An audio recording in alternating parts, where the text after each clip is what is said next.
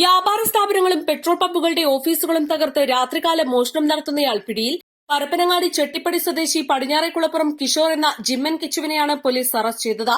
പ്രതിയെ ചോദ്യം ചെയ്തതിൽ ജില്ലയ്ക്കകത്തും പുറത്തുമായി 15ഓളം കേസുകൾക്കാണ് തുമ്പായത്. പെട്രോൾ പമ്പുകളും വ്യാപാര സ്ഥാപനങ്ങളും കേന്ദ്രീകരിച്ച് ജില്ലയ്ക്കകത്ത് നിരവധി മോഷണ കേസുകൾ റിപ്പോർട്ട് ചെയ്തതിനെ തുടർന്ന് ജില്ലാ പോലീസ് മേധാവി എസ് ശശിധരൻ IPSന്റെ നിർദ്ദേശപ്രകാരം മലപ്പുറം ഡിവൈഎസ്പിയുടെ നേതൃത്വത്തിൽ പ്രത്യേക അന്വേഷണ സംഘം രൂപീകരിക്കുകയും 200ഓളം CCTVകൾ പരിശോധിച്ചും ശാസ്ത്രീയ തെളിവുകൾ ശേഖരിച്ചും നടത്തിയ അന്വേഷണത്തിലാണ് പ്രതി പോലീസിന്റെ വലയിലാവുന്നത്. പോലീസിനെ ആക്രമിച്ച് രക്ഷപ്പെടാൻ ശ്രമിച്ച പ്രതിയെ പോലീസ് സാഹസികമായി കീഴ്പ്പെടുത്തിയാണ് അറസ്റ്റ് ചെയ്തത്. പോലീസ് പിടികൂടുന്ന സമയം പ്രതിയുടെ കൈവശമുണ്ടായിരുന്ന ആഡംബര ഇരുചക്രവാഹനവും പോലീസ് കണ്ടെടുത്തു.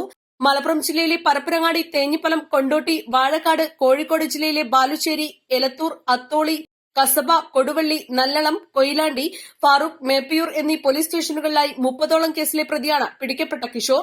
Malappuram DySP T Manoj, police inspector Joby Thomas, sub ഇൻസ്പെക്ടർമാരായ PR ദിനേശ് കുമാർ, അജയൻ, ASIമാരായ വിവേക്, തുളസി, സോണിയ, പ്രത്യേക അന്വേഷണ സംഘങ്ങളായ IK Dinesh, P Saleem, R Shahesh, KK Jaseer എന്നിവരടങ്ങിയ സംഘമാണ് പ്രതിയെ പിടികൂടി തുടരന്വേഷണം നടത്തുന്നത്.